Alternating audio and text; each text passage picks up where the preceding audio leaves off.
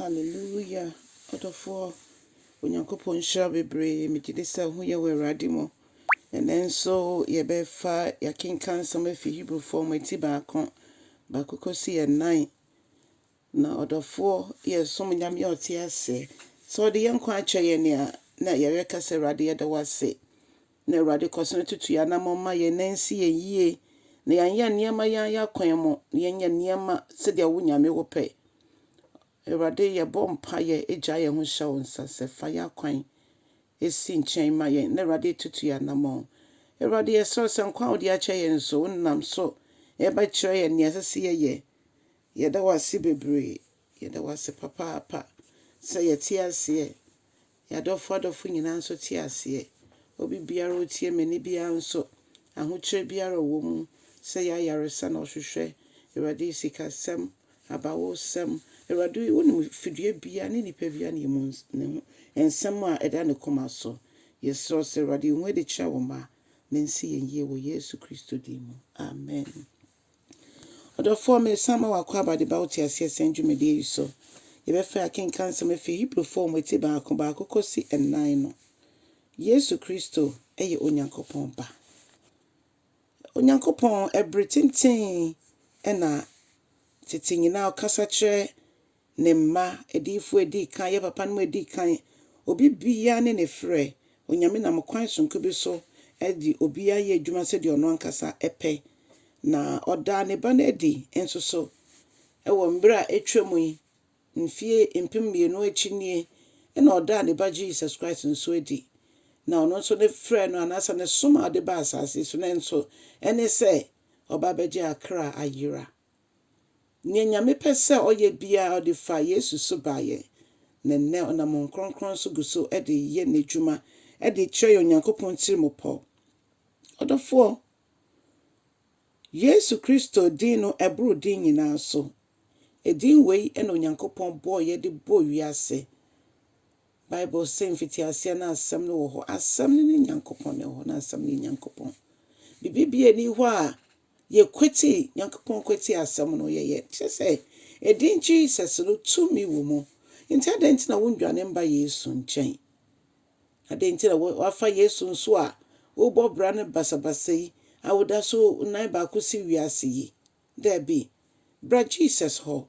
Na fa wo nyinaa ma no fa wo nyinaa to ne so. Ma ɔmfa wakwan fa wakwan hyɛ ne nsa na fa wo ho to ne so.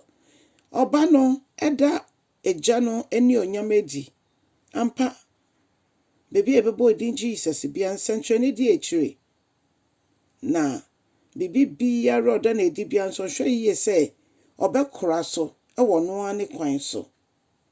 Ɔde ne tumi kɛseɛ no ɛna ɔde ka ne nyinaa ɛma ɛbaayɛ na ɔno aso de ne tumi ekura mu yɛhwɛ ewie mu a yɛhwɛ mununkum yɛ sensen ho ya Onyankopɔn ankasa kura n'adeɛ mu ɛnya deɛ ti begu fam empo plenty mi wura mu na bi sensen aseɛ ebi wɔ soro. Ɔdɔfoɔ ennue sisi ɔmepɔ ɛdeɛ bɛn ɛpo mu nneɛma wiase na Onyame bɔɔ yɛ no ɛyɛ wiase sonko koraa. Ɔdɔfoɔ edin Jesus no mo ma yɛmfɛ ni agro na ɔse ɔba asase so no ɔde yɛn fomso nyinaa bɛkyɛ yɛn na ɔbɛbra ne ho ase fa kwate bia to ne ho so owie n'adwuma yɛ no ne Nyankopɔn pagyaa no ɔkron no na ɔte agya ne sɛ nifa so na ɔguso nso di ma yɛn yɛakron no na ne din Jesus no ɛno nko ɛna yɛbɔ a ɛde yɛn bɛsi yie. Na wei kyerɛ sɛ ɔba no ɛso ɔba no ne din ne so kyɛn abɔfoɔ yɛntimi fa abɔfoɔ ɛntoto Onyankopɔn ho na yɛde abɛto Jesus nso ho yɛntimi ɛmfa abɔfoɔ bi edin ɛntoto edin Jesus no ho. Edin Jesus a ɔbɔfoɔ no de ma Mary ne Joseph ansa na ɔmo no ansa na Mary ɛwo no.